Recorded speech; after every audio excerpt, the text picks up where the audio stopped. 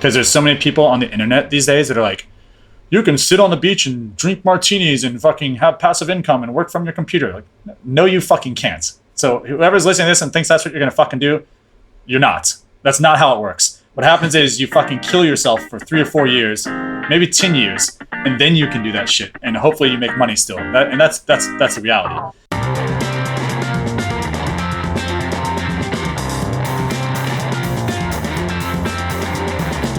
Hej, det här är Karl-Mikael Syding som leder 25 minuter tillsammans med Ludvig Sunström. I dagens avsnitt av 25 minuter gånger 2 gästas vi av Edmund Lowman.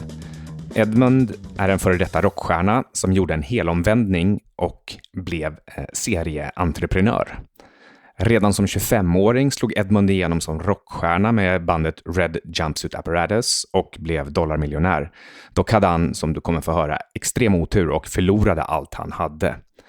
Efter det var han urfattig ett tag, hade ingenstans att bo och fick ta härberge hos sin bror i Tyskland i en mycket liten lägenhet. Idag, 10 år senare, äger han Thailands största hostelkedja, Slumber Party Hostel, och är delägare i IFG, Italian Fashion Group, som bland annat designar kläder åt Zara och Hennes och Mauritz. I den här intervjun pratar vi om många olika ämnen, bland annat hur Edmund lyckats inom flera områden trots att han är relativt ung. Detta är ett långt men förhoppningsvis roligt och lärorikt snack. Den första halvan är om Edmunds galna liv som rockstjärna, med bland annat Jenna Jameson och hennes pojkvän med mera. Den andra halvan är om entreprenörskap, hur Edmund tjänade till exempel $40,000 i veckan och hur man bygger ett företag. Do you have a favorite movie?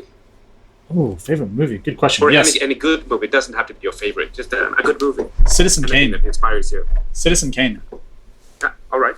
I don't know if it's very inspiring, but if you haven't ever watched Citizen Kane, that is a just cinematic masterpiece. That's such a cool movie.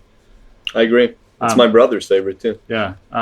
As far as an inspiring movie, maybe like Rudy or something. I don't watch inspiring movies. If you don't have a spontaneous answer on any of these questions, just say pass, and we'll move on. Okay.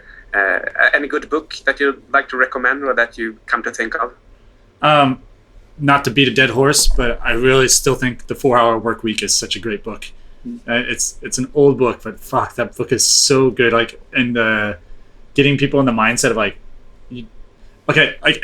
yes and no. It's good at getting people in the mindset. I think in some ways it's really unrealistic because it kind of skips over the fact that like I think you kind of do need to really be in your company, like fucking working your ass off for a little while. And Tim Ferriss kind of brushes over all that. And it's like, you're going to work 4 hours a week and sit on the beach and drink margaritas. And yeah. I think that part's kind of a little bit, I don't completely agree with, but I think it's really good at getting people in that mindset of like, you don't have to be in there at some point. You don't have to be in there every day. And you should set up your systems and your business in such a way that eventually you can sit on the beach and have margaritas. It's a bit like high fashion. He has exaggerated everything. Yeah, exactly. To come to that 4-hour conclusion. Yeah. And if you talk to him or listen to, for example, Freakonomics, he nuances that quite a lot when he gets to elaborate.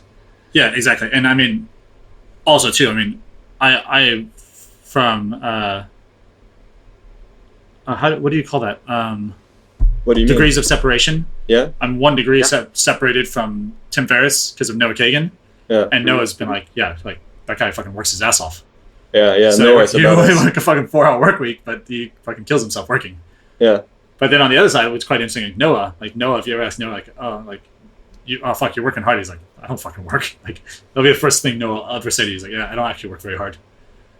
I think it's funny. Have you read Atlas Shrugged by Ayn Rand? No. Okay. Is it good? Yeah, well, for me, I think it's one of the best books I've ever read. But I think you need to like the libertarian message in it. It's still a good book, I think, but the views are very divided. Okay. It's a long novel. Atlas Shrugged. Yeah. Okay. What would you say your superpower is? Decisiveness. I'm very easy, good or bad, left to right. I'm very good at like making a decision, just sticking with it and just seeing it through. Stupidity. Yeah, stupidity. Chosen stupidity, I would say, in that case. How often do you work out? With everything, I'm very unbalanced. I'm not a balanced person at all. That's would be probably my super weakness. Is I go like extreme on everything. So whether it be focused on a business, whether it be working out, whether it be not working out. So at the moment, I haven't been working out very much, but like 10 days ago, I was on like an insane like twice a day juice only diet like for like 10 days. So it's very sporadic. I try not to like everything. I try not to. I'm very impulsive. I'm a very impulsive person. Like I just do like, okay, this is gonna make me happy today. Today I'm gonna do this. So yeah, erratic and impulsive. Right. Mikael, do you have one? What do you like to eat? Do you eat insects, for example? I do not. My favorite food ever is sushi. I will eat sushi all day, every day, 20 meals a day. I love sushi. And do you eat beef, or are you like a pescatarian or something? Also interesting. I go back to I'm very. I don't know if it's imbalanced or erratic or whatever. I go like I always try like different things, or maybe I'm just experimental. I always kind of like try different things. Like right now, I'm in a very unhealthy phase for like the last 5 days. Before that, I was on for almost 4 months. I was on straight pescatarian diet. No red meat at all. No sugar at all for almost 3-4 months. So I just kind of experiment. I can definitely say of all the diets I've tried. So the thing is, I think with anything in life, it's like sometimes being unbalanced is also kind of being balanced. And what I mean by this is like when I'm on a pescatarian diet, I 100% I feel better. I'm more productive. My energy levels are way up. I'm happier. I'm less moody. Everything about it is beneficial for me. And on the flip side of it is I kind of also want to go out and have fun and party. Like that's a thing for me. Like I enjoy it. It's fun to go out to meet people and get drunk and go to clubs. Like I enjoy that.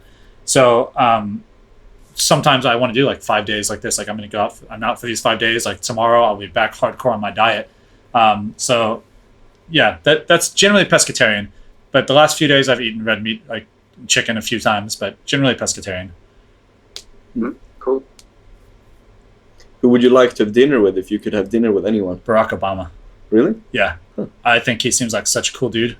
He's done such a good job as president. I think he's like one of the most underrated presidents ever. People have no fucking clue what he's accomplished for the piece of shit that he was handed. It's like literally he's like handed a pile of shit on a plate. It's like, here you go, good luck. And he's done a very, very, very fucking good job with what he was handed. I would love to sit down and talk to him. I think he seems super cool. I think he's done an amazing job as a president. I voted for him from the get-go. I've always been pumped. I always thought he did a great job. Okay. What kind of phone do you have? iPhone 6. But interesting you said. I'm going to switch back to a non-smartphone in the next few days. All right. Completely back to straight phone calls, text messages, no more internet. I feel like it way cuts down on my productivity. And I get caught up. Do you keep it in bed? Do you actively try to stay away from it an hour before, an hour after sleeping? I try to stay away from it actually as much as possible. Okay, that's cool. Yeah. Only like if I'm it also depends where I'm at. So like right now I'm away from. I'm not in China with the fashion company. I'm not down by the hostels. I'm up in Bangkok. So now I'm a little bit more actively on it just to check and make sure everything's okay. Like when I'm home, almost never do I keep it around me. And even another interesting thing is always annoys people. I never have my ringer on because I think it's super annoying when you're sitting somewhere and either people's notifications or their phone starts ringing. Yeah, same here. I just think it's super rude. So my phone is never on. The only way that I know that something has happened on my phone is if I pick it up and look at it. Same here. I've done that for years, and people are quite annoyed that they can never reach me. Yeah, same here. Yeah, and I think it's that I love, but now I'm gonna go back to just straight. If you want to talk to me, call me, because honestly, 9 times out of 10, not even 9 times out of 10, 10 times out of fucking 10, you calling me on the phone is so much quicker than you writing me messages on Facebook. End of story. If you need me, call me. We can talk about it in 3 seconds and be done. or I can sit there for fucking 5 minutes pounding away on the keyboard, you know, trying to convey the same message that literally could take a 2-second phone call.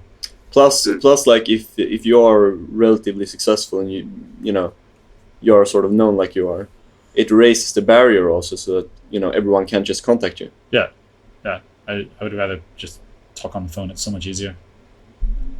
Speaking of smartphones, do you think the average person can handle having a smartphone? Because I think they turn into zombies. Yeah. Have you, like, especially Asians, dude, have you walked around like fucking China or Bangkok and seen these people on their phones? Yeah. They're like fucking zombies. Like, literally, like, I had a girl the other day, like, I don't know why, it was so shocking to me. She was like looking at her phone and she almost ran into me and I almost fell off the sidewalk, and she, you know, corrected her trajectory and it was like straight back on her phone like this walking. And I was like, a fucking moron. Like, how can that be? Like, what can you be talking? Are you planning a nuclear attack right now? Are you fucking sending the launch code to the president? Like, what is happening on your phone right now? I want to understand, because it seems very fucking enthralling. And to me, there's nothing that can be happening on Facebook that's more interesting than looking at the people that are walking by and enjoying the fucking scenery and being like, fuck, it's a sunny day, I'm in Bangkok, my life's good. Instead of like, hey, what's Xing Bang Wu doing in Qingdao? Like, who cares? I couldn't have said it better. And I think Mikael agrees, right? Yeah. All right. Well, you know, we were out talking the other day, and just you and me and Oscar and some other people. And then there was this girl that I was just talking to, and she said, I don't know why I said it. Don't ask me. I was drunk, I think. And then I said, I have boxers on me. And she said, oh, okay, that's nice. And you said, I don't have any on me. Yeah. Why do you think that is? Like, is that a rock star thing, or? I have no idea. That's so funny. I remember us talking about this. I have no idea, and I hope I'm not grossing anyone out, but man, it must have been like 8 to 10 years ago. I just stopped wearing underwear. I don't know why. I have no idea how it started or why it started, but I just stopped doing it. And now it just seems totally weird to me to do it. And it's not uncomfortable at all? You think? No, I feel great. I feel free. Not even from the get-go? No, just swinging in the wind. Feel great. All right. I don't know. I don't have. It's kind of. I mean, that is like. I wish I knew why, but because if you think about it, that's a pretty like you know, like you're hardwired as a human. Like you have like basic habits that you stick to. Like I shop here, I eat this, I do that. Sure. And switching something like putting on underwear, like that's a pretty hardwired, you know, habit to do. I have no idea what it was that made me switch. I would love to know, but I don't know what it was. Yeah. Well, you know, Steve Jobs always wore the same clothes every day. Yeah. Saves time. I think it was your mom stopped washing your underwear and then you ran out. I feel like it had something to do with a girlfriend, and I'm thinking about it now. I think there was this girl, her name was Robin, and I feel like it had something to do with her, but I can't remember exactly. She didn't wear any underwear. No, she did, but I don't know. Oh, all right. Well, that's weird. I don't know what happened. Something weird happened. All right. Jokes aside, like, you're a pretty interesting guy just in general. Pretty interesting life and interesting in many aspects. But one of the things that I think is most like special about you is the fact that you're quite young, but still you've had success in many areas. Mm-hmm. And, you know, first as a rock star and then in business in several aspects, which we'll get into more later. Yeah. But what do you think it is that has enabled you to become successful and like master many different fields at an early age? I'm insanely ignorant. So I'm like, I don't know why. I see something, I'm like, that can't be that hard. Like, flying a plane can't be that hard. I can do that. Or like, yeah. You're fearless. Yeah, no, I'm just stupid. I'm not fearless. I'm retarded. And there's a fine line. It's interesting how fine that line is.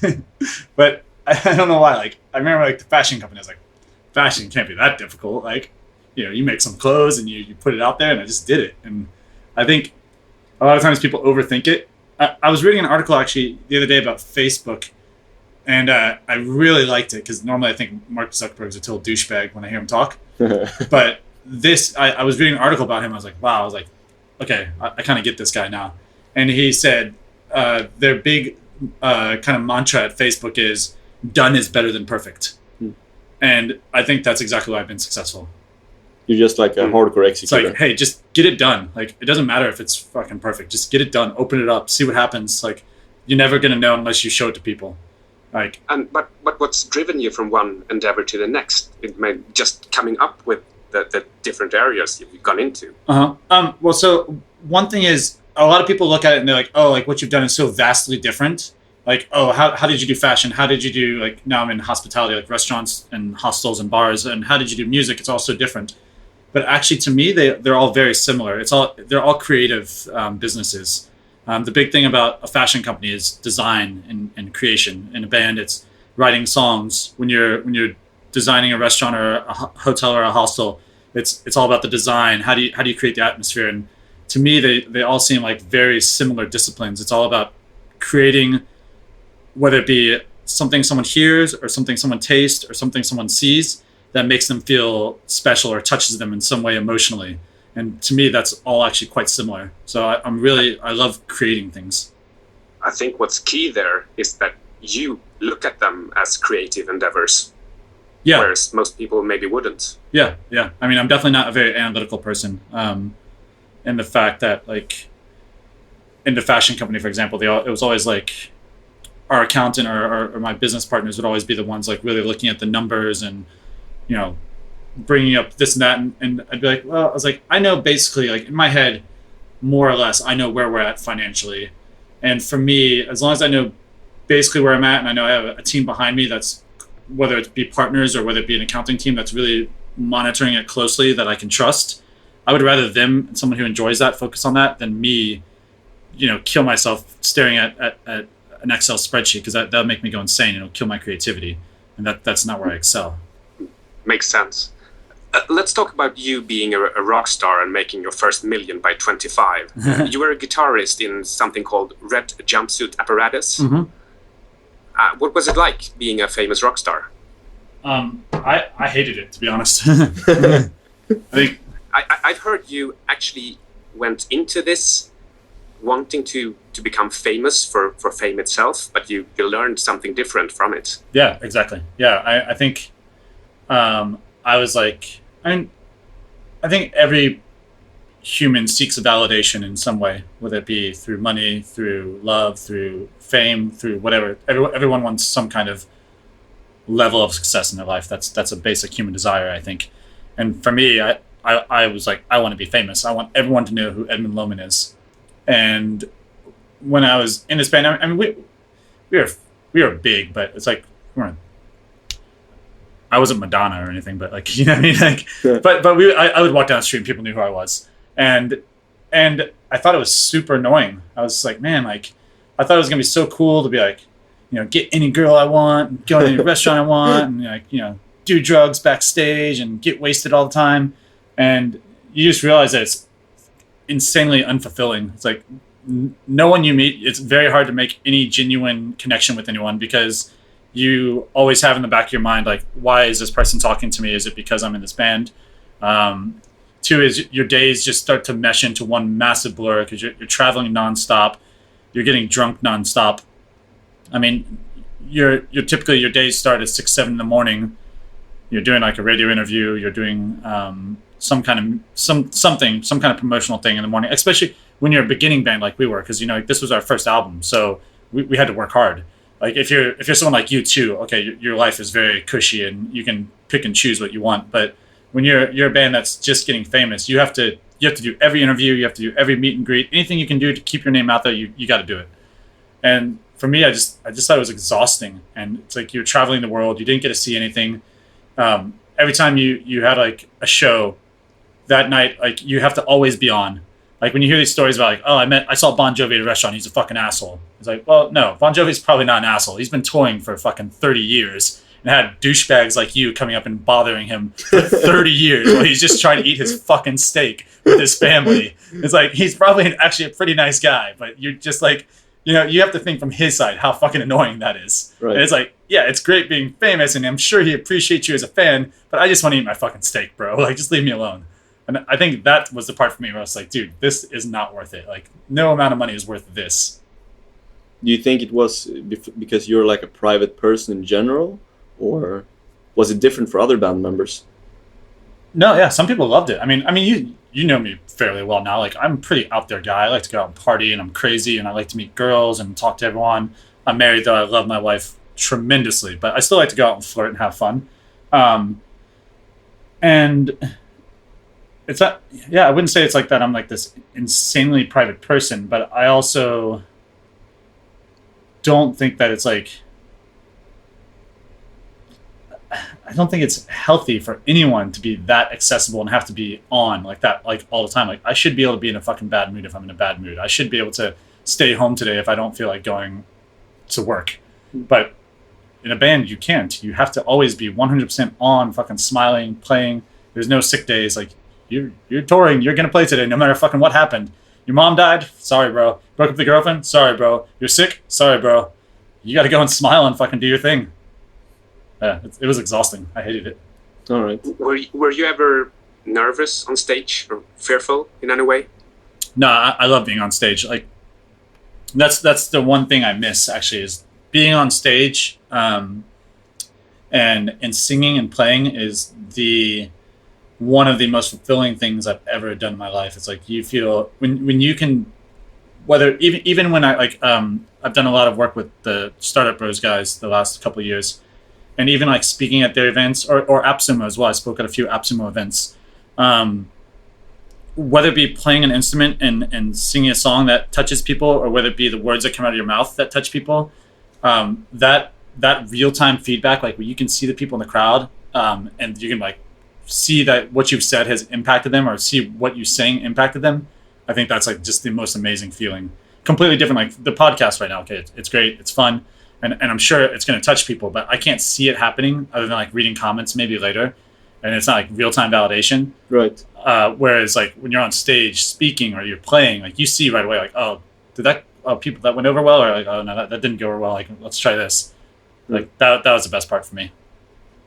And then I guess it doesn't really matter if you're successful or not, as long as you've got like a couple of dozen people being touched by you. As long as I can convince someone to sit here and listen to me talk, then everything's good. No problem. I actually, the other night we went to a bar. Ludvig and Oscar and I went there 2 nights ago, but like 3 nights ago I went with my wife, and I don't think I've even ever said publicly my wife. Not many people know I'm married. We can cut that out. No, it's okay. Okay. My wife and I went to this bar, and it was a open mic night, jazz night, and one of the guys there was an American guy, and he oddly enough recognized me from my band. He was like, "Oh my God, will you please come sing a song with us?" And I ended up singing like 10 or 15 songs that night, and I haven't sang like in front of people in, I don't even know, man, like maybe 5 years, and it like brought back like all those old feelings. I was like, "Oh my God, like I really miss this. Like I really miss like singing." It was only maybe like 15, 20 people there, but I could see like people were really enjoying me singing, and I was like, man, I really miss this. But you don't miss the whole package. Yeah, it's hard, man. And for anyone listening who knows Thailand, this was at the restaurant Iron Ferris, right? Yep, Iron Ferris. Very cool place. Definitely go there. Yeah, it's a cool jazz restaurant. But becoming a rock star, was this something that you kind of knew from the beginning when you were a kid? This was like, you always wanted to do it? Or... Interestingly enough, my parents, like, love my parents to death, so I'm not speaking poorly of them, but reality is, my parents were very unsupportive of my music, which I think like made me want to do it even more. But I remember when I was like 6 or 7, one of my, oh no, it had been older than that. No. Well, even, okay, I remember at a very young age having a tape recorder and like singing songs in a tape recorder, like wanting to write songs. I remember that. And then I remember when I was like, maybe like around 10, one of the neighbors next door was like moving, and they gave me a guitar. And I remember my dad taking it away from me, like, you're not playing guitar, like, that's not happening, and taking it away. And I remember, like, all the way up to, like, 14, 15, like, oh, can I please get a drum set? Can I please play guitar, blah, blah. And my parents like, no, like, that's not what you're going to do. Like, you're going to study, and you're going to do sports, and those are your options. But music is not one of the things you're going to do in life. Like, that's just not happening. And then it all changed when I was 15. I got moved because I was a really good runner. Like, I was in, probably also an interesting thing not many people know. I was actually a very successful runner when I was younger. I was in the Junior Olympics. Like, which distance? I did, well, when I was really young, it was like 1,600 meters and like 3,200 meters. And then when I got to high school, it's miles. So it was like 3 miles. And then college, it would be like 6 miles. Mm-hmm. So like 5K and 10K roughly. Yeah. So yeah, I was a really good runner at a young age. So my parents moved me from one school to another school that had like the best running program, one of the best running programs in America, because I wanted to go to college for running. And in order to switch to that school, I had to go to like this intermediary school for 1 year because it was a Catholic school, and you can't just go from like a non-Catholic school to a Catholic school. Anyway, all very complicated.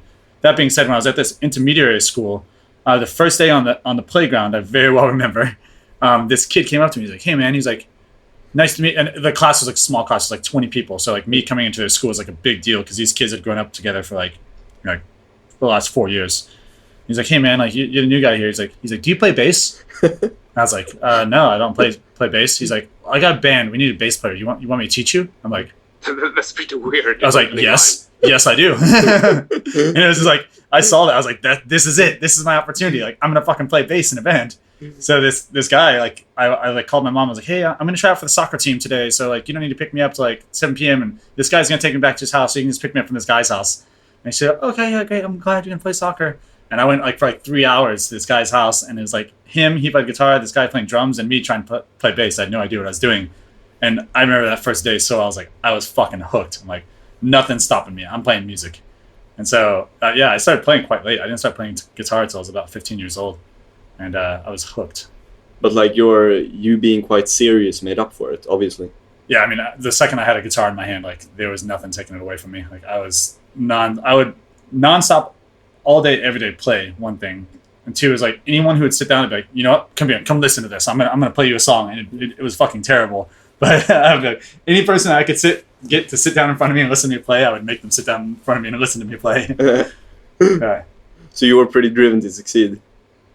I just loved it. It wasn't like a lot of people talk about drive. Like I read a quote from Muhammad Ali the other day. He's like, he was saying, what did he say? Something to the effect of like he hated training, but because he thought about what it was gonna be like to be a champion forever, that's all that mattered to him.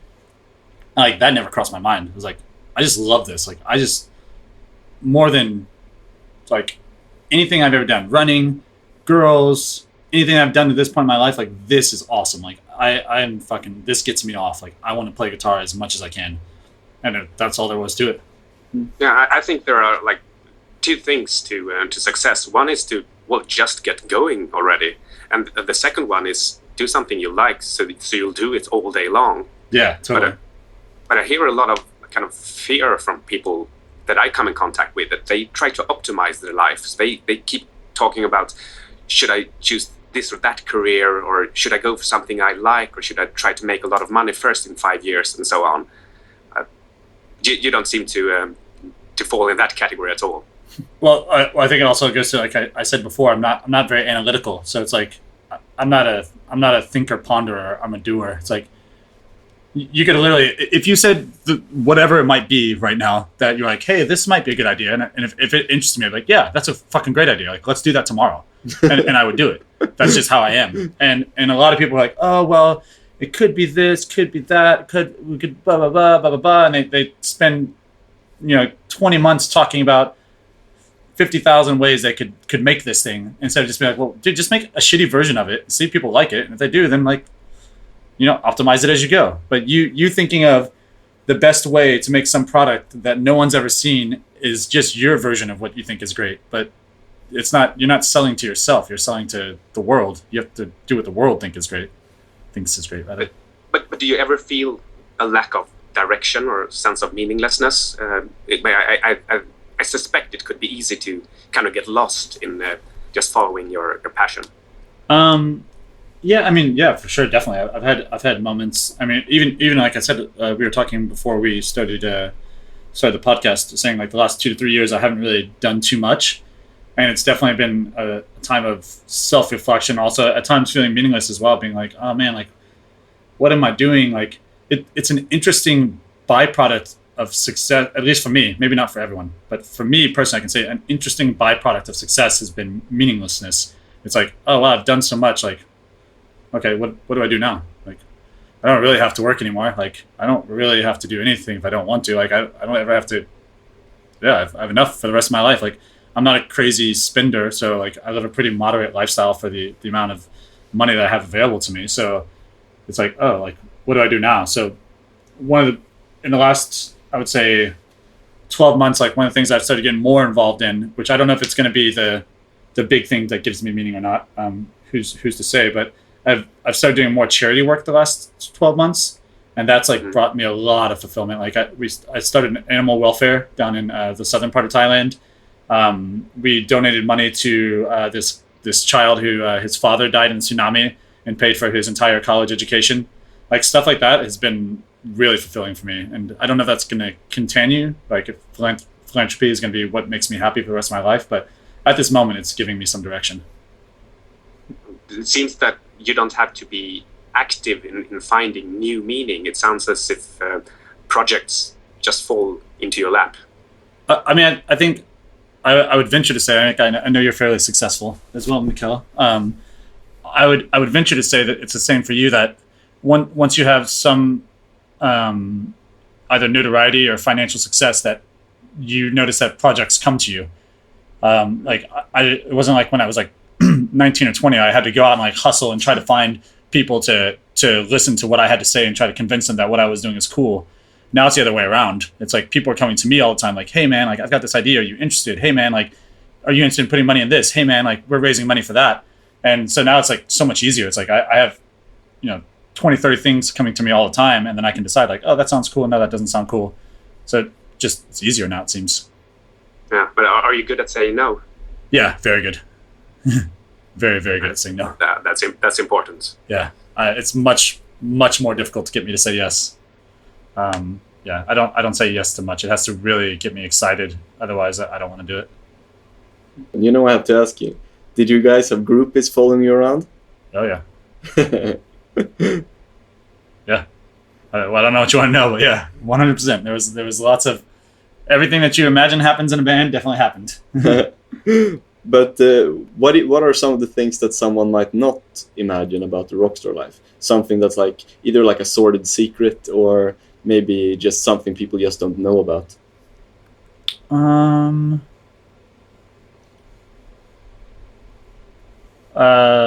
Okay, I don't know. Like, I don't know if you know what a rider is. A rider is like when you go play at venues, you give them this list of sort of like demands. Like, I have to have this to play. Okay. And like I don't know if you've ever heard like these like famous funny stories like Van Halen. They had to have like 1,000 green M&Ms, or like funny stories like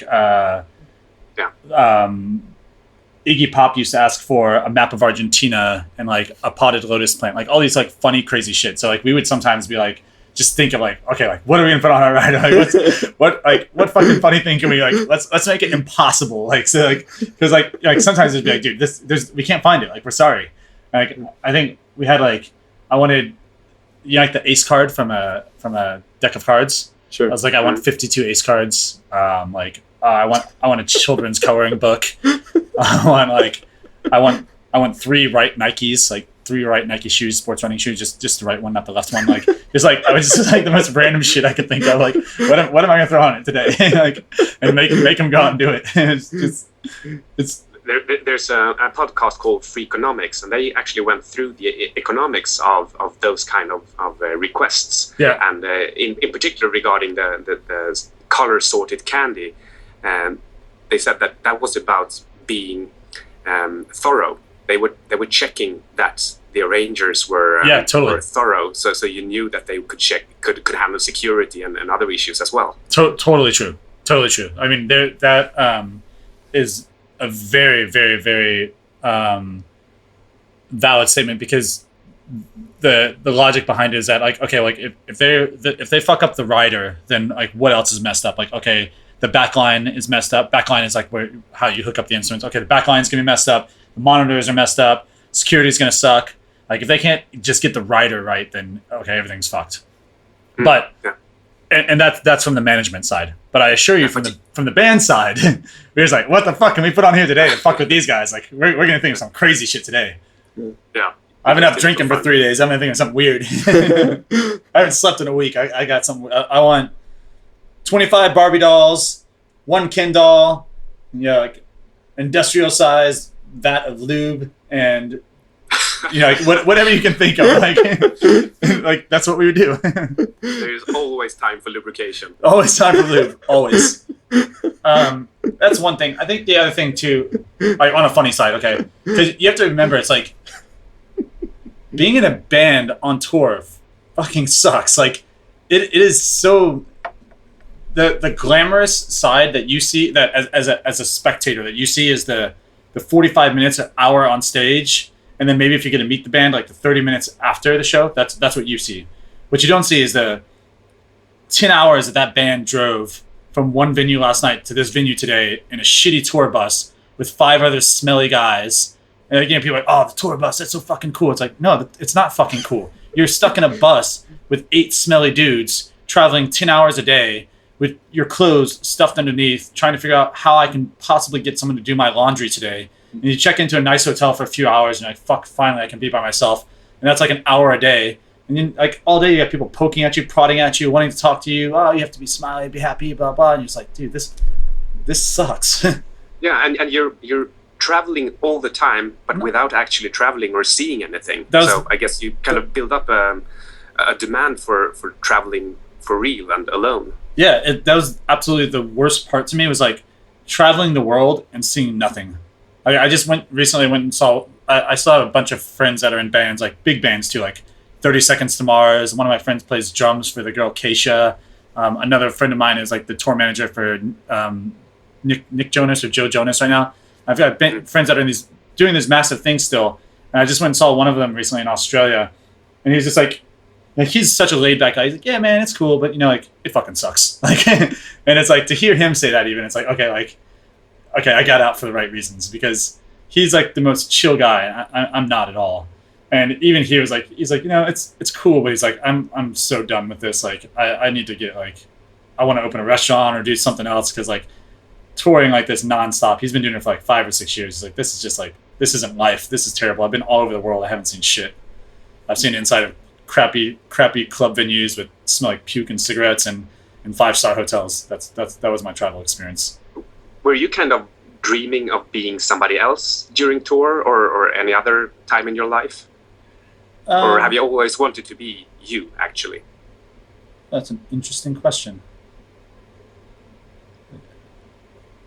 Because I know that some kids and some people, they would instantly say yes to being, well, just name a celebrity. Yeah, I don't know, Angelina Jolie or Tom Cruise. For sure. And I would always say no. What about you? Yeah, I can't really. It's making me think. So I guess my inclination would be to say no, because as you said, normally you would ask someone to be, oh yeah, I was always like, I want to be Dave Grohl, but when you say that, I'm like, did I ever do that? And so I guess no.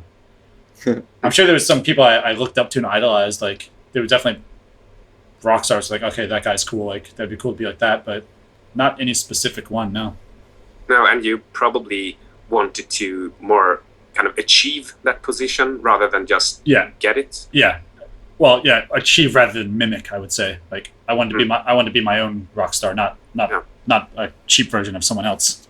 No, and I think that might be like a key personality trait in order to actually achieve things. Yeah, I go back to stupidity. Right. Yeah, I always call myself retarded anyway. So. Stupidity and ignorance. Those are my keys to success to anyone's listening today. Be blindly ignorant and just assume that you can do it and you'll be successful. I think. I honestly believe that. It's like, I think, like think about like a very it person right now. It's Elon Musk. Right? Sure. Everyone's like Elon Musk, and I think he's cool. Like you listen to what that guy's done, it's insane.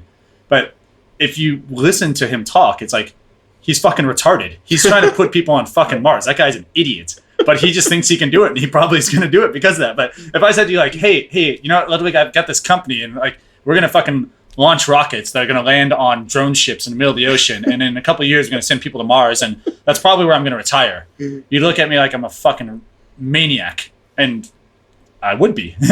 But he believes he can do it, and he probably will. Yeah. Well, if you're ever publishing your own like management handbook, you probably want to call it like single-mindedness or focus rather than stupidity. Yeah. But actually, in a way, not that I go out of my way to be this way or say this, but I also kind of like when I have like some really successful friends that are like, they're always very like, even Oscar and Ludwig, I talk to them and they're very serious and very management focused, and like I hear them talk. And I think one of the reasons, like at my fashion company or at my hostels and restaurants, why it's so easy for me to communicate with the staff and why our retention is insane. Like our turnover rate is so low. Like people come work for us and they stay with us. And I think it's because of how I am. I'm not serious. I'm always joking. I'm always like very self-deprecating. Like, hey, I'm fucking stupid. I'm retarded. Like, if I can do this, you can do this. Or hey, like your idea is probably better than mine because I have no idea what I'm doing. And I think that like makes it more human rather than like if I imagine like talking to Steve Jobs, someone who's like so confident and like I'm sure he's fucking interesting as hell. But like I could imagine like working for him, I'd be like, screw this. Like this guy sucks because he's so serious and so on point all the time. They're just like I would want to work for someone that's like, hey man, like I have no idea what we're doing right now. Like, let's try to make this work. We got to do this presentation right now. Like, hopefully we can make it through. That's why. I'm sorry. Go ahead. I get the impression that he was kind of mean as well. He had a mean streak. Whereas, like Elon Musk, he's just scary because he understands everything better than you do. Yeah. Well, most people do. That's not just Elon Musk. But I think also like I talked about before. Startup Bros, like Will Mitchell and I get along so well because like he comes off really serious. Like when you hear him, he's like very serious. But when he and I are talking like behind the scenes, like organizing shit, like bro, we got a fucking conference with 500 people coming up like next week. Like what the fuck are we doing? Like we have no idea what we're doing. Like have you ever organized a conference? Like no. Like holy shit. Like we need to start Googling stuff because we have no idea what we're doing. But, like when we took people to China, we took 30 people to China. Like. I have no idea what I'm doing. Like, this is the worst idea ever. Like, okay, fuck it, let's do it. So, what did you do with those 30 people? Was it starting a business or just traveling, or what happened there? For the 30 people in China, we basically took them to my office, like for my fashion company, and we took them to like all the logic. Well, to go back, the logic behind it was taking people to China so that they could source suppliers and products to sell on Amazon because we teach a course. Where we teach people how to source from China and sell on Amazon. So well, we were like, okay, we're going to take them to the trade fairs so they can actually meet face to face with suppliers and build some stronger relationships and see also like what it's like having a working company. Like I have a working company with 60 employees in China to see like what it's like having a company like that. And it was awesome. Like people loved it, but I mean, we were terrified doing it. And it should be noted that... I'm sorry? Ludvig, go ahead. Yeah, it should be noted that Startup Bros, it's like the second most successful Amazon education company, right? Yeah. And, so it's not small. It's not small potatoes. No, it's not small. And I would venture to say that within this year, the number one company has laid off like 80% of their workforce because they're not doing very well anymore. So I would say this year will probably be the number one company. I wouldn't doubt it at all. Yeah, you'd never know it goes on like that behind the scenes. Shout out to Will and Kyle. And if you saw me on the street, you would also never guess that that's what I do. That guy's homeless. Look at that guy. It sucks. Do you have any significant regrets regarding how you spent your time? Like, for example, I guess you don't regret your rock star career, but anything where you feel that maybe I should have spent those 3 years differently? Me personally, no, not at all. I don't have regrets because I think anything good, bad, however, what happens in life, whether you're, made a bad business decision, had a terrible relationship, got addicted to drugs, blew all your money on whatever. I think it's all learning experiences. So yeah, at the moment it might feel terrible. And as you're going through it, maybe you're not feeling great about life or yourself, but retrospectively, when you take every negative event, there's always great lessons to take out of it. And so I think regret in that way is kind of a dumb thing. That's a waste of energy. It's like take the positive from it. If you're regretting things, and you're looking back instead of looking forward.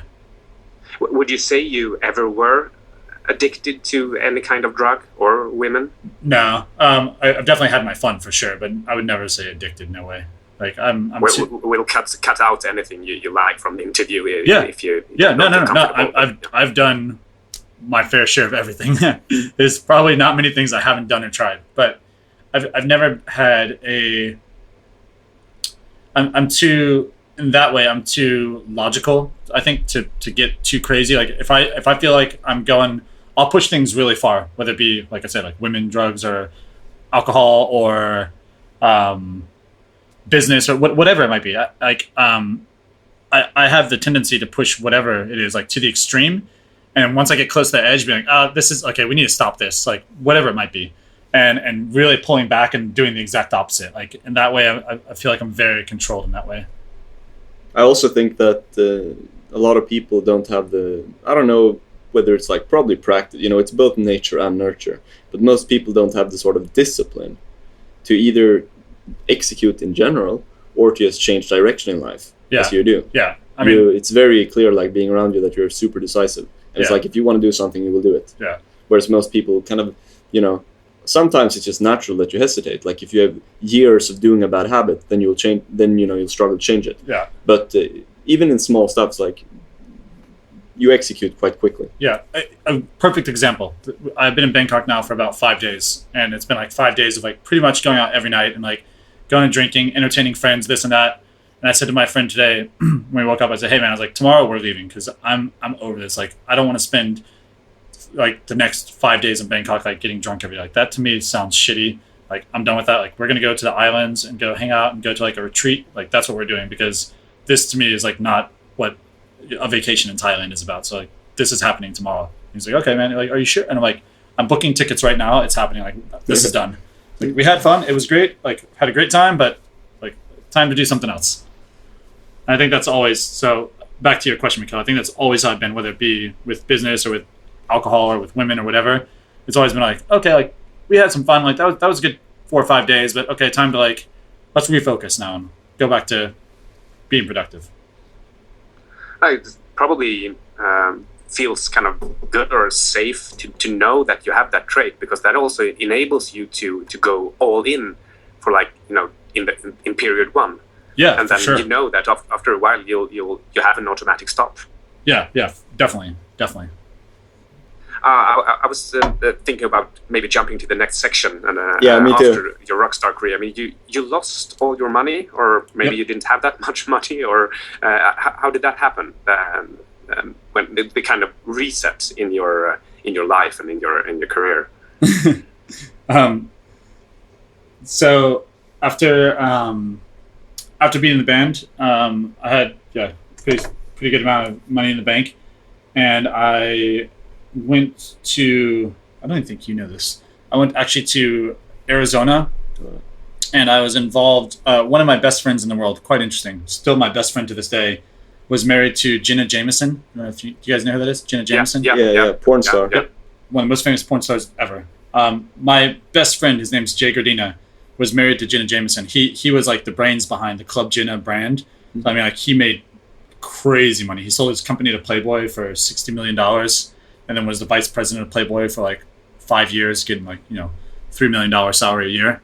So I'd met him when I was in the band, and when I'd quit, he was like, "Hey man," he's like, "come out to Arizona, come live at the house." So I lived in their backyard. Like they have like this mansion with another smaller mansion in the backyard. They're like, "Just come stay at the house." I lived in their backyard, and stayed there for like a long time.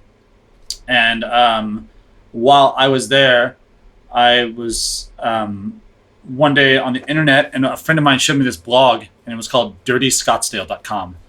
And it was basically this kid who would get pictures of people and just like totally make fun of them.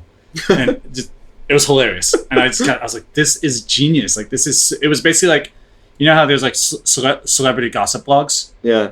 It was like this for normal people.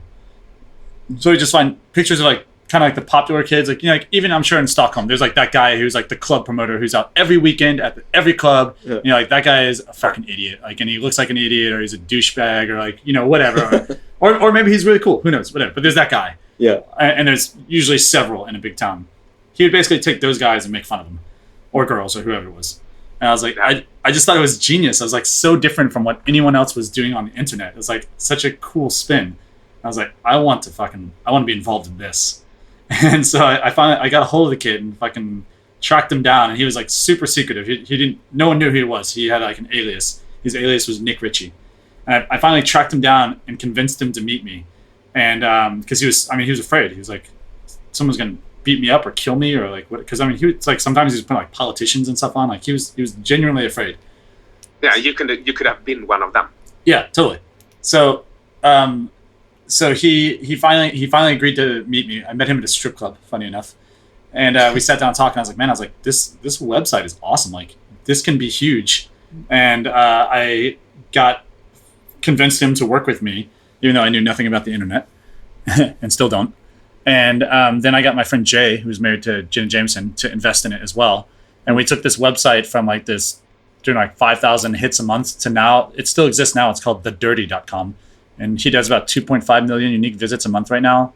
Wow. And just putting up crazy shit about people all day. That's just all he does. But for me personally, at some point I was like, okay, I'm kind of overdoing this. Like the moral side of it caught up to me. I was like, this is kind of fucked up. Like we're putting up like these normal, like as a celebrity, even though you don't ask for it, it's like a byproduct of being a celebrity. Like people are going to write stuff about you and they're going to want to know about your life and bad things are going to come out. But as an average citizen, you don't expect this to happen. It's like Gawker today. Yeah, exactly. So anyways, I did that. And after a while of doing that, it's kind of like things weren't going well between he and I, and as well as my good friend Jay. We just kind of all weren't getting along very well, or they weren't getting along with me. And they said, hey, like, we don't want you here anymore. They basically fired me from the company. And I got fired from the company. So, all within about a span of 30 days. No joke, this is what happened to me. Was in Arizona, started this massive company, got fired from my company, girlfriend of 2 years broke up with me, got kicked out of the home I was living in because it was owned by Jay. Right. And then found out I was getting sued by my former band for every penny that I had in the bank. All within 30 days of each other. And how old were you? 26 maybe then? 26, 27?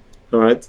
And literally within 30 days of each other, my fucking entire life, everything I've known fucking collapsed. From being like, I'm financially set, like, fuck these guys, I can go do whatever I want. I've got as much money as I ever want. I got my fucking hot girlfriend, big ass house, life is good. To be like, I've got $25, my girlfriend broke up with me, I don't know where the fuck I'm sleeping tonight, like shit's gone south. But so what, the band won, or did you settle, or? Yeah, so after so it actually wasn't the guys, my former bandmates. Basically what happened, the big hit single that we had, there was like Face Down. Yep, exactly. There was like wait, just a bit ironic because you ended up face down. Yep, exactly. Yeah, so it wasn't actually my former bandmates. Before that, the band actually had a lot of like lineup changes, and there was these guys before I had even been in the band, before that song had even been written, that claimed that they had written the song, and they had this young pro bono attorney who was willing to take their case on for free and drag us through the dirt to try to make it happen.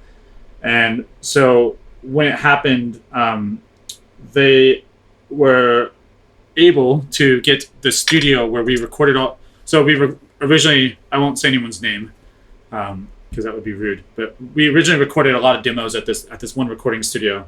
And the guy who owned the studio was like massively addicted to alcohol and painkillers and drugs and all kinds of stuff. And at this point, he was totally broke.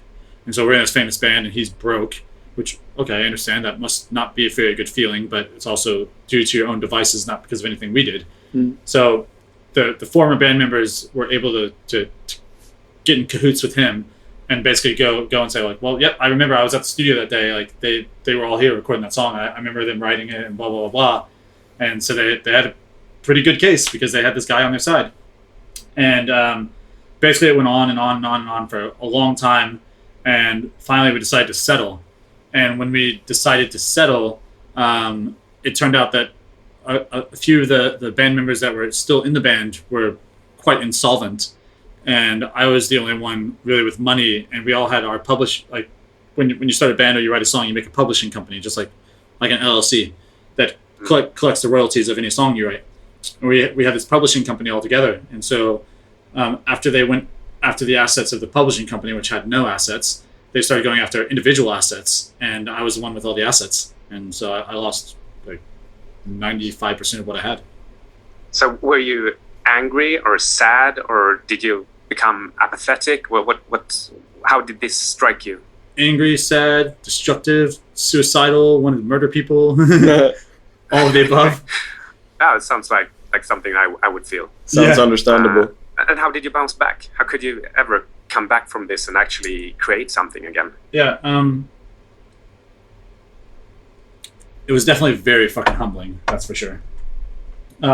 So I have my older brother very much to thank. My older brother has always been my biggest cheerleader, supporter of anything I've ever wanted to do in life. My older brother, shout out to Donald, has always been the guy who's been like, you can fucking do it, man. Like, you got it. Like, whatever you want to do, like, I'll support you. If you need help, I'll help you. Like, always my older brother. And basically, I wrote him and I was like, man, I'm totally fucked right now. Like, I don't know what I'm going to do. Like, I don't have any money, basically. Don't have a place to live. Like, I don't know what I'm supposed to do right now. And he's like, dude, I'm in Germany. We got super cushy job. I make plenty of money. Like, I live in a really small, shitty apartment, but like I've got plenty of money. Why don't you just come here, come for a couple months, see how you feel, and kind of sort out what you want to do with your life. So he bought me a one-way ticket to Germany, and I went to Germany, and we literally lived in probably, how many square meters would you say that bathroom is? The inside of the bathroom. I'd say 4. Okay, maybe we lived in like an 8 square meter like apartment, the two of us, for almost a year. And it was like the best thing for me ever, because it like totally, like, you start to get like, living standards, and like you make more money, and so you expect more. Like, okay, now I've got enough money, I'm not going to fly economy anymore, I'm going to fly business. Now I have enough money, I'm not going to stay at cheap hotels anymore, I'm going to stay at 5-star hotels. You start to get acclimated to these things.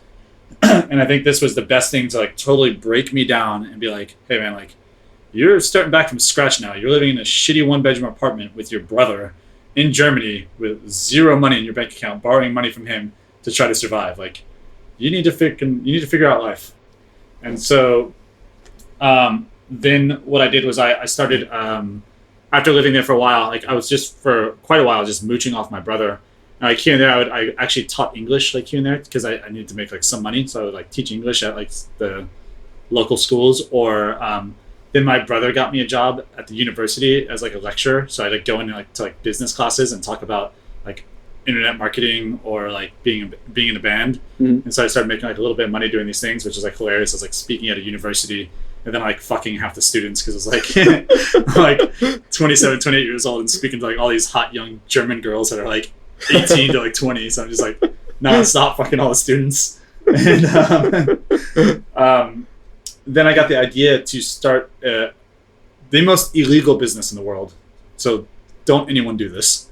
I was like in Germany you can buy Cuban cigars, but in America you can't buy Cuban cigars. Okay. Because there's a trade embargo, of course, against Cuba because of the Cuban Missile Crisis. Oh. And so I was sending cigars to my father, and basically, and they'd always get stopped and he'd never get them. But then I was like, oh man, like on the cigars, like the only way you can distinguish that a cigar is a cigar, or from where it's from, unless you're like an expert, is the label. And on all cigars, that label slides right off, because you can't smoke the label, obviously, so you have to take them off once you start smoking them. And so I was like, hey, I'm gonna try to I'm gonna take the label off and send the cigar to my dad, and I'll send the labels in the box like a week later. And so I started doing that, and they all started going through. Like my dad was getting every Cuban cigar I sent. My dad was getting. I was like, this is a fucking great idea. Like, that was a smart fix, though. Yeah, smart workaround. I was like, this is a great idea. Like, there's definitely a business here. So I started this website, and I started selling Cuban cigars to America. And I would take out the labels and ship the boxes and the cigars, and I started making like really good money doing it. And one day, I went to what they call the Zollamt, which is like the kind of like the tax import office in Germany. And they're like, oh, you need to come. Like, I just got a notice, like, you need to come to Zollamt. Like, something with one of your shipments. And it was like 500 cigars or something crazy I was sending.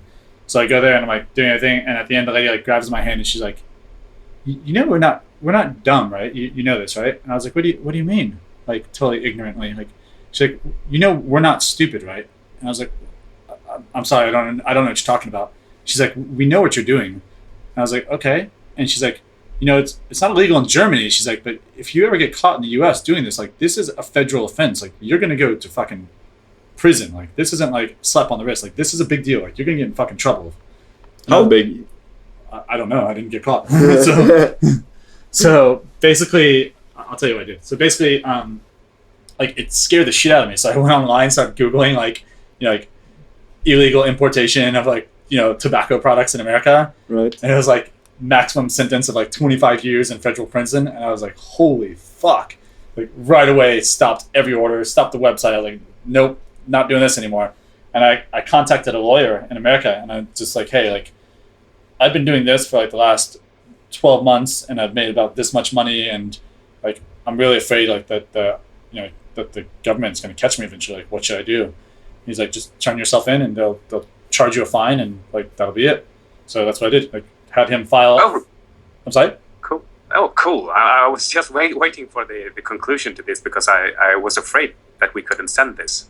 Yeah. So basically, I flew back to the States. We went to court, and I was like, like, I realized what I did was really wrong. Like, I didn't realize how serious it was. Like, I was completely, like, as everything in life, like, totally ignorant to like how bad this was, and I'm so sorry. Like, I'll give you back every penny. Like, I don't want to be in trouble with the government. Like, that's not what I fucking want.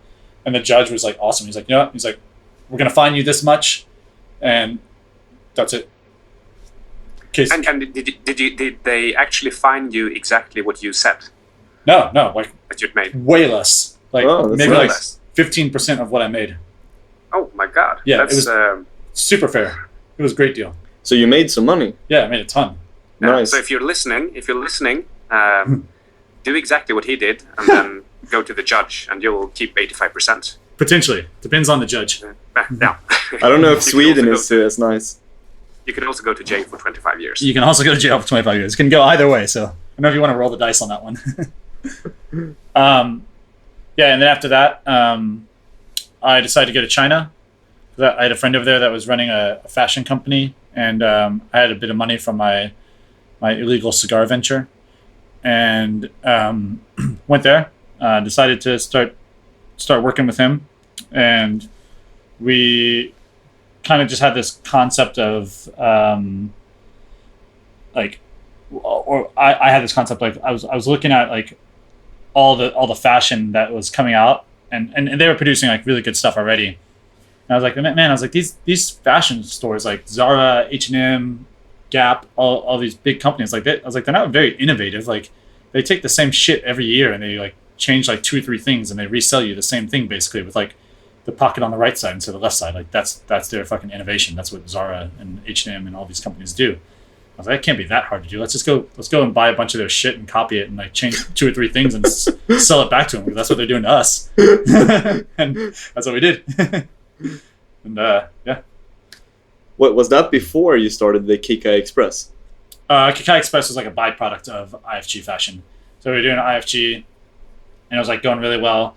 And then I had a lot of friends and like just business contacts, people I knew in America, start contacting me, being like, "Hey, can you get me this? Can you get me that? Like, I know you're in China." And I was like helping people out, and I was like, man, like there's a business in here. Like, why don't we just start doing like import export consulting? And so we just like, started doing like little stuff. And then our big thing was, oddly enough, again with the U.S. government, our big contract was we were selling like these touchscreen monitors to the penitentiary system in America. Huh. So like these like industrial grade monitors, like because they were putting for inmates like to do like bank accounting or like to email their families. And they had like these kiosks like set up in the jails. I mean, I want to go to jail, man. Like, they got MP3 players, they got fucking internet. Like, sounds great. Dude, you should know how it is in Sweden. We have the best jails. Yeah, they don't pay for shit. Like, it sounds great. Yeah. No, it's definitely better than that 8 square meter apartment in Germany. Definitely. Which you had to share. Definitely. Instead, I'm going to share with a big black guy named Leroy that's going to use me as his sex toy. I don't know if that's good either. You might like it. You never know. Yeah, it could be. I haven't tried. Oddly enough, so I'm just going to throw this out there. My friend last night, one of my best friends in the world is here in Thailand right now. When he took him out last night, he got completely drunk and he went home with a ladyboy. And he said it was the best experience like he's ever had. So maybe, I guess you have to try it. That's very, very, very open-minded on him. Most people wouldn't, they wouldn't tell about it, and they wouldn't. Yeah, he was down. They wouldn't allow themselves to enjoy it, even if they did. Yeah, Ludwig and I were downstairs just now talking with him. He was like, "Hey man," he's like, "It was awesome. Like I'm texting with her right now. Like it was great." I was like, yeah, he was completely happy about it. no. And did he call him or did he call him her? He was calling her. I was calling him him. All right. That's funny. But yeah, so we had this contract with the U.S. government to ship them these screens basically, and yeah, just kept shipping. I mean, we were making a ton of money, and then we started. And okay, you know, I'm gonna say, because a lot of people are always interested. Like people are like, I make a ton of money. What's a ton of money? So yeah, I think it's interesting to say, what is a ton of money? So for me, yes. I was making about $40,000 a week selling these monitors to the U.S. government. I don't know what that is. I think it's a lot. That's a lot of krona. Yeah, it's a lot. It's a lot. Okay, yeah. So I was making what I would consider a shit ton of money, and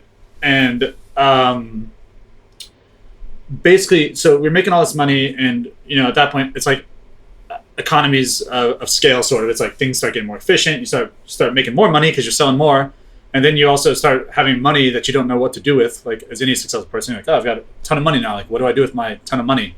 And then you probably do your stupid stuff, like get a nice apartment and buy a car and do all this stupid shit, like most people do. But for me, it's always been like, oh, like I want to try something else now. Like I got money to go do some other stupid business. Let's do that. So then I took the money and I started investing in the factory that we were buying the screens from. So I bought like a 30% stake in the factory that was making the monitors for us. And basically it was a business deal gone awry. Like as soon as we bought into it, we started having like massive quality issues. And it was because I don't know if there's, maybe one of you guys know, I don't know if there's a business term for this, but basically what the factory had been doing increasingly was they would get a deposit from us, and they would use the deposit from our order to pay off the balance for components for another order, and they would delay producing our order until they got another deposit from another like customer. A Ponzi scheme? Not a Ponzi scheme, but it's like very poor accounts receivable and accounts payable management. I don't know if there must be a term for it, I would assume, because I've seen it more than once, but basically very, very poor management of accounts payable and accounts receivable. And, you know, good lesson for myself. Like I didn't do enough due diligence. I was just like, I'm buying a factory in China. That's going to be fucking awesome. And Chinese people working for me. And bought into this factory. And then once I got in and started seeing like the accounting, I was like, whoa, I'm like, guys, like, you're not fucking solvent at all. You're like completely insolvent. Like if you don't fucking keep getting new customers, you're fucked. And not only that, like there's like 5 years until there's even possibility of being debt free. Like you're totally fucking fucked right now, like beyond fucked. Because like there was just, I mean, it was like in quicksand, and like, you know, they're trying to move and they barely keeping their fucking head above the sand, and like, you know, imminent drowning. You lost it all again. Is that what's happening here? Well, no, I didn't lose it all, but I lost a lot. Yeah. So because I made a lot of money from that business, but I did lose a lot. And so yeah, end of the story is basically factory goes under, U.S. government cancels our contract, and Kai Express more or less dies a slow death. I still had the fashion company, so I mean, I was still making money, but I wasn't making $40,000 a week anymore. That's for sure.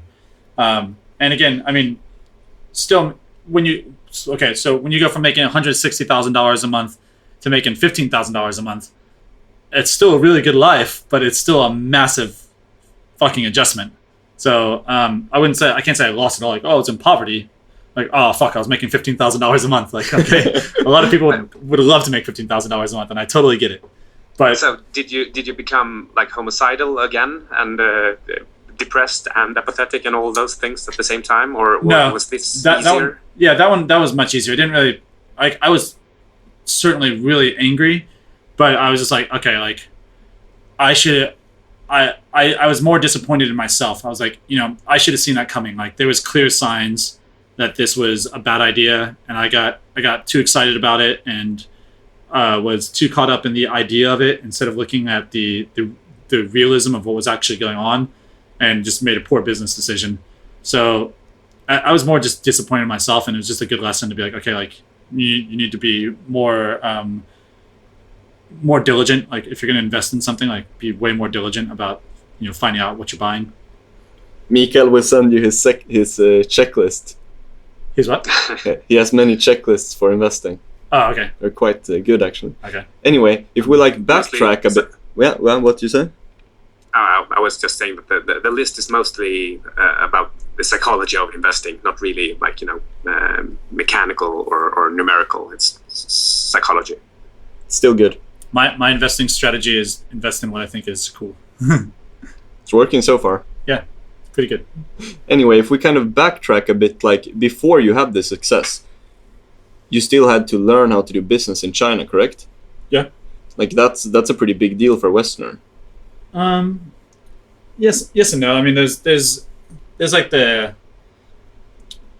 cultural nuances, and there's definitely like stuff that's annoying about China, like especially doing business there, because it's, I mean, same as Thailand. There's a lot of things in Thailand that are very similar to China. Like if you go make a business deal, generally speaking, with someone in America or in Sweden or in Germany, you make a deal, you agree to your terms, and like you say what you're going to say, and I say what I'm going to say, and we agree, and more or less we, generally speaking, do what we say we're going to do, right? Like right. We have a contract. That's verbal or actual paper contract, but there's an agreement. Whereas like in Asia, you can have a contract and say whatever you're going to say, and you have no fucking clue what's going to come out the other end. Like it might work, it might not work, and you just have to like keep looking around and find the right factories and the right people that aren't idiots and actually do what they say they're going to do. Whereas like, and that's the big like stress and hassle of doing business in Asia, is like finding people that do what they say they're going to do. Whereas like in the States or in Europe, your business, you're focused on how can I find consumers to buy what I'm selling. Whereas in China, most of the time you're focusing on how can I find consumers and how can I find someone who's actually going to do what the fuck they say they're going to do. I think that's the hardest and most time-consuming part of doing business in China. Okay. Yeah. What about like these cultural things? Just if someone just came here fresh from, let's say, any Western countries to China, what would be like 3 things they could just learn? Yeah, I mean, Chinese people always say yes, no matter what, whether they understand you or don't understand you. They just say yes. So lots of times they're like, oh, so you can do this? Yes. And they might not understand anything you're saying. So to always make them, even in Thailand, same, like my Thai staff, they're always, oh, okay, yeah. I always make them like, okay, explain to me what I just told you. I want you, tell me exactly what I just told you, or show me how to do what I just told you. That's a massive thing to learn. Because once they show you or they explain to you, you understand that they comprehended what you said. But if they just say yes, that I can say yes all day to Elon Musk explaining to me how to fucking fly to Mars, and I don't understand fucking any of the logistics behind it. Yeah. Other than there's a rocket going to Mars. But he's like, oh, okay, this guy's a rocket scientist. He understands everything. But the real way to understand if someone understands you is explain to me what I just said to you. I want to understand your understanding of what I just said.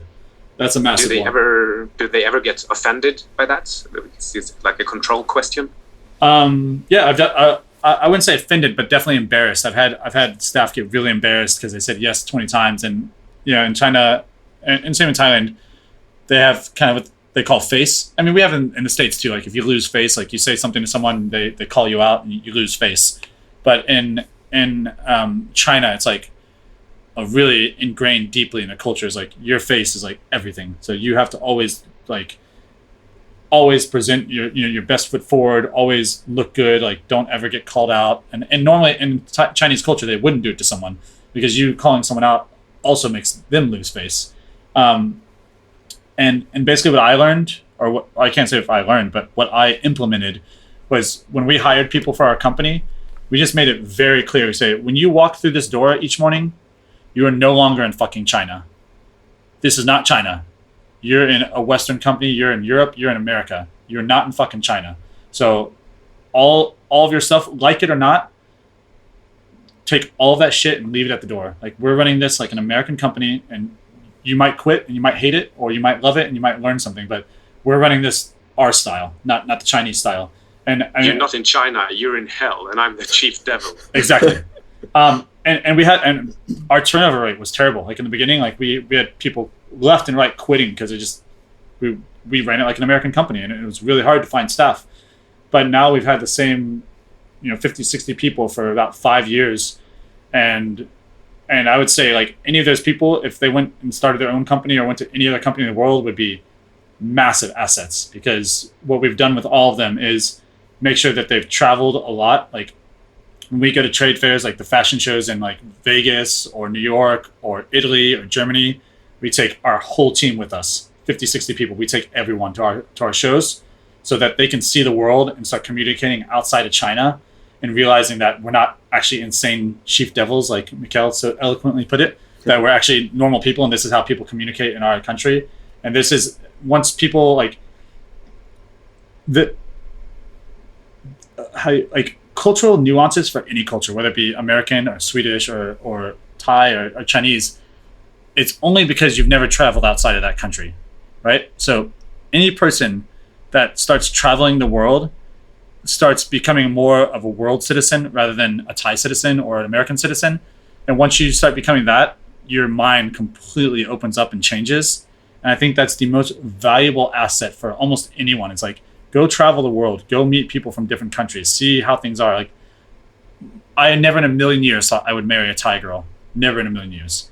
But I'm married to a Thai girl. But one of the reasons why her and I work is she's traveled the world. She's been all over the place. She's been to Europe, she's been to to Japan, to Australia, to America, and she's so well traveled that she's like very culturally diverse, and like she just gets it. And I think that's a massive thing, like why it works for our company in China. So yeah. So going back to number one is like making people re-explain things to you. 2, making sure that you don't make people lose face. And 3, always have a contract probably in China. Because actually the Chinese legal system is actually quite well developed. The problem is people don't think it is, and so they go into it ignorantly and don't get a contract, and they get screwed. All right, those are 3 very good tips. Yeah. I didn't know. Well, I knew about the face thing, but the others not so much. How about the IFG? What about the clothing industry in general? I can tell you, I know nothing about clothing. Yeah. Is it kind of like what sort of the clothing would you say has the best profit margin?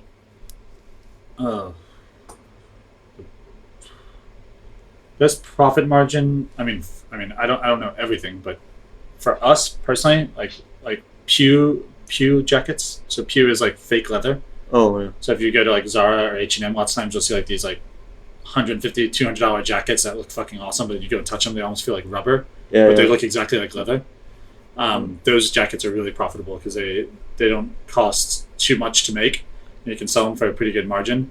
But also, like, by the time it gets into like a Zara or H&M, you're paying like 20 times what it costs to make. Like one of those jackets that's like, I think they normally sell like literally like $250, $300 for those jackets, and to make it costs maybe like $20, and we sell it for maybe like $40 or $50, and then they sell it for $200 or $300. So it's good margins for them and for us on those things. How did you start working with Zara and H&M?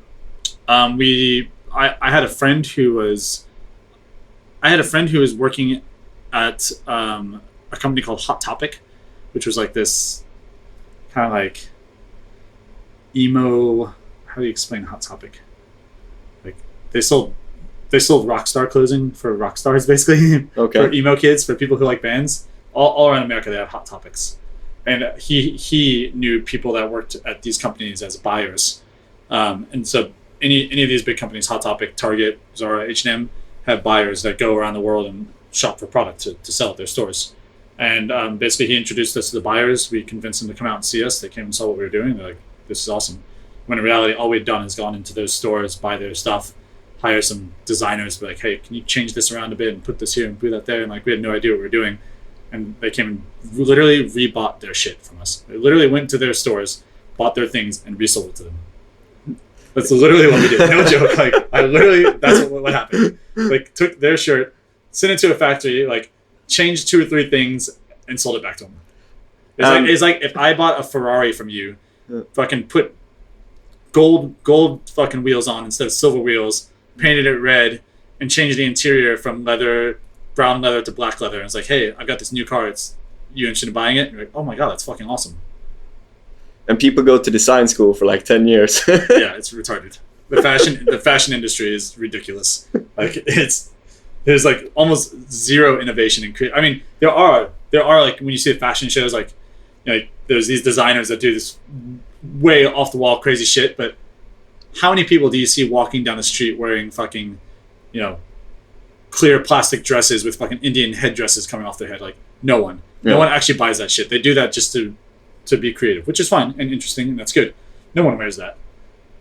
What people wear is the H&M, Zara, Gap, you know, Diesel. This is what people actually wear, and all that stuff is extremely stagnant. If you go like the last 10 years of those companies, almost nothing has changed. I moved around the zippers like 20 times just to fuck with them. That's about it. That's how you get paid, right? That's how you get paid. Move the zipper from the top right to the bottom left. It has to be. Oh my god, this is so cool. It has to be like just the right difference, but still make the kind of recipe for what's trendy. It's like pop music. You guys in Sweden have the biggest pop producers in the world. Max Martin fucking writes everything. Yeah. And Max Martin's like, I have a fucking recipe, and this is my recipe, and I can literally go to the bathroom in the morning and shit out a hit song because I know my recipe that well. I'm gonna make it just different enough that you fuckers are gonna love it. Does every like famous music producer or rock band or something, do they have their own recipe, or is there a general recipe? I don't think so. I mean, I think like the team that Max Martin works with, I think is like one of the most successful teams of producers and songwriters in like all of music history. Like they are insane. Like I don't know what they do exactly, but even I read an article about him. He's like, I'm not going to say what it is. He's like, but I have a formula, and this is the formula I always stick to. But he doesn't, like, his team knows like what his formula is, and he knows, but whatever it is, it works. I mean, that dude has literally had like a 15-year career of nothing but hit songs. Every major pop artist, Katy Perry, Taylor Swift, Backstreet Boys, Britney Spears, NSYNC. That is all from that dude. Yeah. It is ridiculous. Yeah, and the interesting thing about this is that I've actually read about this, and there's a book about this. I think it's called like The Hit Machine. Yeah. But I don't know this stuff from experience, so it's kind of nice to hear it from someone who actually knows it. Yeah. That guy's a maniac. That's so cool. Right. But when it comes to the clothing industry, would you say it's kind of like marketing also, in the sense that, internet marketing specifically, in the sense that you maybe do 10 experiments, and then you fail with 9, but one big winner makes up for the rest of them? Yeah, for sure, definitely. Yeah. I mean, like one of the reasons why people like our company so much is that we produce so many pieces per collection. So like most people will be like, maybe 50 to 100 pieces would be like a big collection. We do like 1,500 to 2,000 pieces per collection. So we have like a ridiculous amount of shit in our show. Like you go to our showroom, it's massive. It's like 300 square meter showroom of just lined walls of clothes.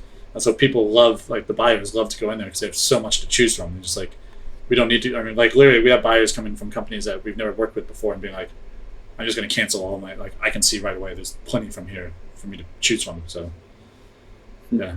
And yeah. What's your position at this company right now? What are you actually doing? Nothing. So it's a really good position. I do nothing. I get paid, so it's pretty awesome. Just an owner, or do you? Yeah, do you get paid in a way? No. Yeah. I'm just now. I guess I would say I'm a board member. I do very, very, very little day to day. Usually, twice a year, I go to the big trade fairs when we have the trade fairs and talk to. Not so much with new clients, but with old clients. But when we were starting, I would say I was doing business development mainly. But now, very, very little. And even my stake in the company is not very much anymore either. I've sold most of it. All right. But you have a quite envious position in another business. You're chief party officer. Yes. Right? Yes. At something called the Slumber Party Hotel chain. Yep. So what do you do as a chief party officer? Do you stay sober, or how does this work? The quickest way to get sober is to own a bar. And yeah, because after a couple of nights, you just don't want to have any more. You see drunk people all day. I mean, honestly, like owning bars and hostels has been the most sobering experience of my life. It's like you see drunk people all day, every day, and you deal with them, and you're just like, fuck this. Like, I don't want to be drunk. Like, when I'm down at the hostels, like, I don't drink at all. Like, very rare. Like, when I go in, like, once every 6 months, I'll go into the bar and, like, go party with my staff. And it's always, like, a massive event because they're just like, oh, like, holy shit, Edmund's here drinking. Like, whereas it's funny because Ludvig and Oscar have seen me, like, when I'm not at the hostels, and I'll go crazy with them and go have fun.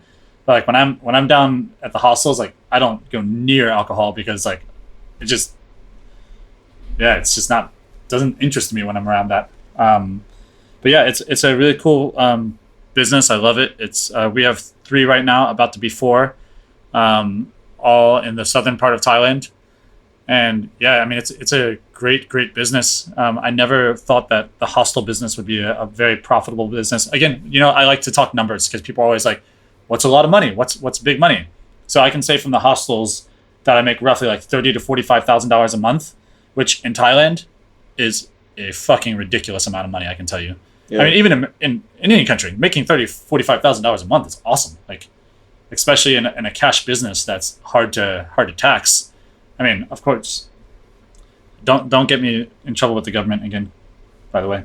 And not least, I mean, it's not your only business. So you've got this on top of everything else you do. Yeah, but I mean, fuck, like I never thought that you could make that much from owning hostels. Like, that wasn't a thing, I didn't think. Yeah. And I think that I always, like I said, I like to talk numbers and like tell people like, this is how much I make. Like, I'll show my bank account to you. Like, this is how much I have. I think that's interesting and inspiring for people because there's so many people on the internet these days that are like, you can sit on the beach and drink martinis and fucking have passive income and work from your computer. Like, no, you fucking can't. So whoever's listening to this and thinks that's what you're going to fucking do, you're not. That's not how it works. What happens is you fucking kill yourself for 3 or 4 years, maybe 10 years, and then you can do that shit. And hopefully you make money still. That's the reality. You're not going to start an internet business tomorrow and be in fucking Fiji drinking margaritas on the beach for the next 6 months. That's not fucking life. The way it works is you murder yourself and beat your shit like into people's brains and make them love you and make them buy your stuff or listen to your podcast or fucking buy your clothes or stay at your hostel. And after years of doing that, you get a team together that's so good that you don't have to, like, you start to work yourself out of the business. At least every business I've ever started, eventually I can say it's usually about 2 to 3 years is my timeline. After about 2 to 3 years, I start to like work myself out of the business, and it's just like I become irrelevant and the business is optimized, and there's people that are way better than me at almost everything. And I'm really good at hiring people that are smarter than me. And so I'm not needed anymore. And that's usually how it works. Yeah, I was going to ask about that. Like,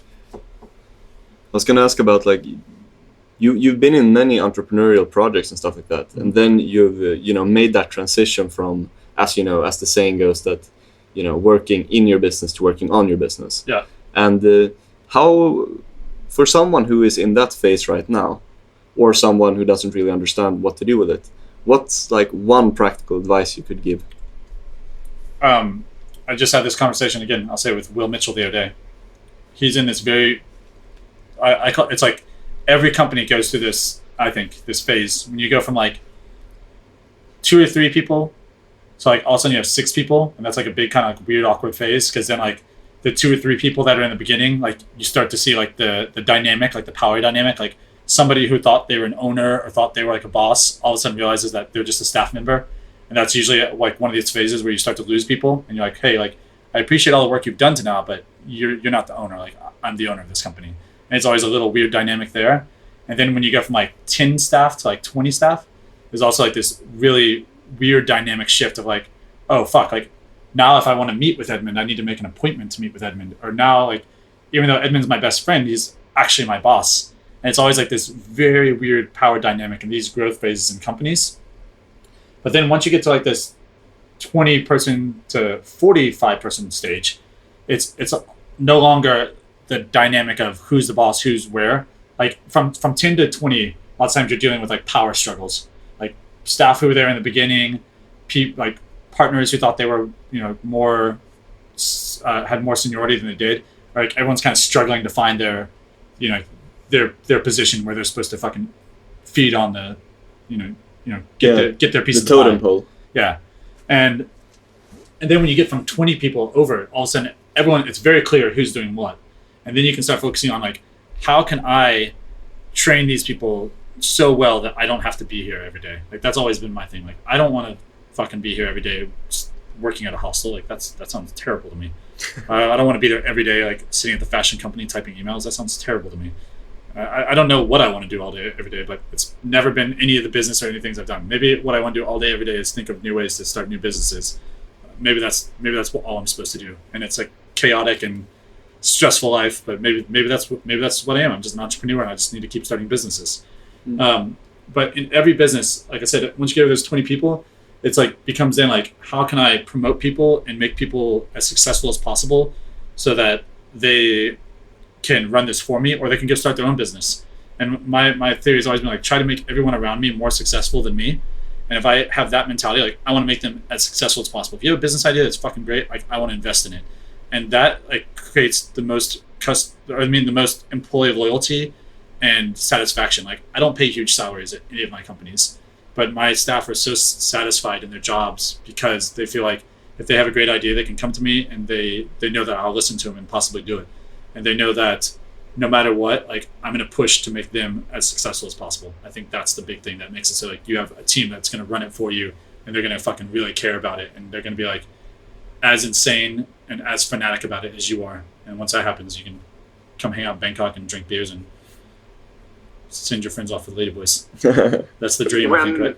That's the dream. When do you feel particularly happy or fulfilled? I mean, you mentioned you don't really know exactly what's driving you, but those little moments during a normal day, what is it that you live for? A few things. Like, to be honest, and I never thought I would say this, but like I'm really looking forward with my wife. Like we're planning to have children soon. So like I'm really excited about that. Like I see that as like my next big venture. Like I never in a million years thought that I would say I'm gonna have children, but like I'm super pumped to have children with her. That's really exciting and I think fulfilling. I mean, being with her in general, I'm really, really never thought I'd meet someone that makes me as happy as she does. So that's awesome. And then on the business side, I would say seeing the hostels like remain like as like the number one hostels. The hostels is where I put almost all my energy right now. I don't do much with the fashion company or with Startup Bros or anything else really right now. It's almost all hostel related. So seeing that we're staying number one, going in, like one of the most awesome feelings is like after I leave Bangkok, I'll go back down and I'll go see the hostel, and like you walk in to any of the hostels and I see 50 or 60 people in the lobby having drinks and like being like, oh my god, this is the best hostel I've ever stayed at. And knowing that it's such a simple thing, and it's mainly because we're getting them drunk, but whatever. Like to know that you have like such a positive impact on someone's vacation, because like for most people this is a once in a lifetime thing. It's like they've saved up forever and ever, or their parents saved up to give them the money to go during their gap year, to go for like one time in their life where they're going to go to Thailand, and you get to be a part of that adventure in their life and have a positive impact. Like that's awesome. I think that's so cool. 5% of the Swedish population actually go to Thailand each year. So we're quite familiar with Thailand and the places, Patong, Pattaya, Krabi, all those places. So exactly where are these hostels situated? There's one in Krabi, there's one in Ao Nang Beach, there's one in Koh Phangan, and soon there will be one more in Koh Tao. Ah, great. Yeah. So if any of our listeners are going on vacation, come see me. Yeah, hit up Edmund at www.slumberpartyhostel, right? Yeah, slumberpartyhostel.com. Come see me. We have many. Actually, that's the best because the Swedish people normally come like they come winter. So like November, December, January, February is like when we get all Swedish people, and they're like the best customers. Like because the Swedish krona is so much like more valuable to obviously the Thai baht. Yeah. So Swedish people come in and they're like, we're fucking rich, and they go wild, and they're like always happy, always having fun, spending a ton of money. Like the most easygoing people. It's like we love when the Swedish people come. What about being quiet after 10 at night at the hostel? Wait, do you need to be quiet after 10? Does it say that somewhere, or are you just asking? No, that says no, not. I haven't checked your chain. Okay, I was gonna say no. It does. It's not quite after 10 at our place. Our place is usually. I mean, honestly, like we're very, very upfront. Like even with our email marketing and all of our language. Like if you go read our website or any of our online travel agencies that we use, like we're very, very clear about like we are a fucking party place. Like you're gonna come here, you're gonna get drunk and naked and crazy. And if you're looking for a nice, relaxing, quiet place on the beach, like don't come here. Like we're not your place. And also when people check in, we're just like, hey, like we are a party place. There's gonna be drunk people, naked people, crazy people in the dorms. Like if this isn't what you want, like don't stay here. Please don't stay here because you're gonna be pissed off. You're gonna come down here tomorrow morning and say, oh, there was someone having sex and fucking puking in my dorm last night. And I'm gonna say, yeah, I know. That's what we do. Like that means that I fucking did a good job yesterday. Thanks. Like you coming to give me a promotion or what?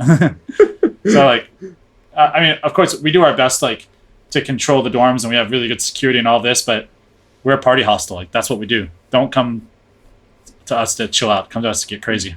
Speaking about that, would you say that there are any specific tips or not tips, but like, tricks and secrets to creating an optimal party experience for visitors? Or is it more like, it's like, oh, let's just get drunk and have fun? Or is there more to it? No, actually, that's interesting that you say that.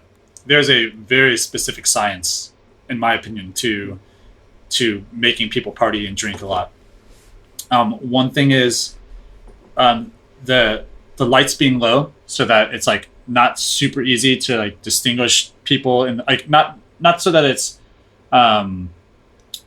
dark, but enough that it's a little bit like when you go to the club. Imagine if the lights are on full. Right. You don't feel comfortable dancing. You feel a little bit awkward. You feel a little weird socializing. The girl that looks like a fucking 10 in the dark, she's like a 3.5 in the light. Like you need it to be a little bit dark for those reasons. 2 is, and again, like that club we were at the other night was like the perfect example of like a well-run nightclub. Just dark enough that everyone looked good. So fucking loud that we couldn't talk. And that's a big thing because when you can't talk and you're sitting in front of people, you know what you do?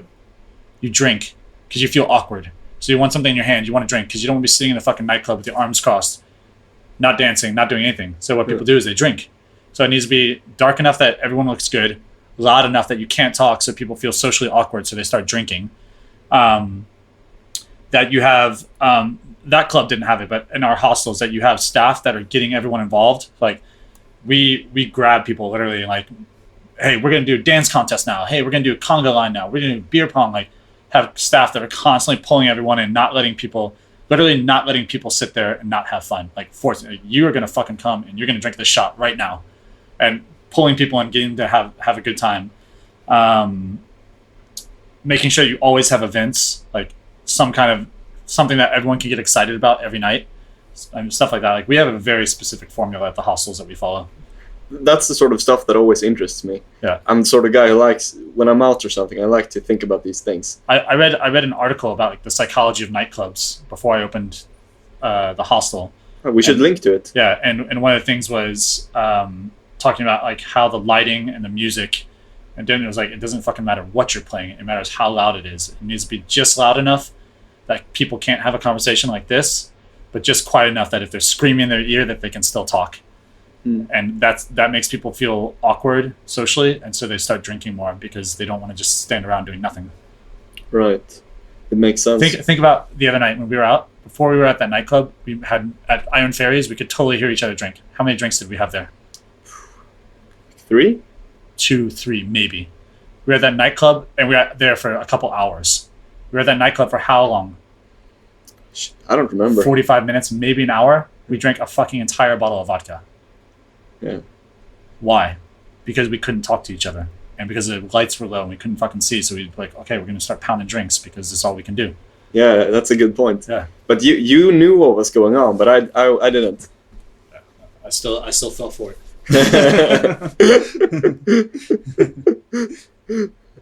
Yeah.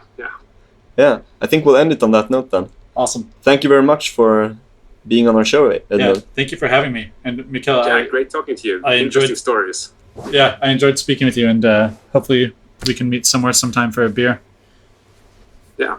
I'll show up at the Slumber Party in Krabi, I think. That sounded like my kind of place. It's a lot of fun. You would definitely have fun. Even if you don't want to have fun, we would force you to have fun. Yeah. All right. Yeah. Okay, let's cut it here.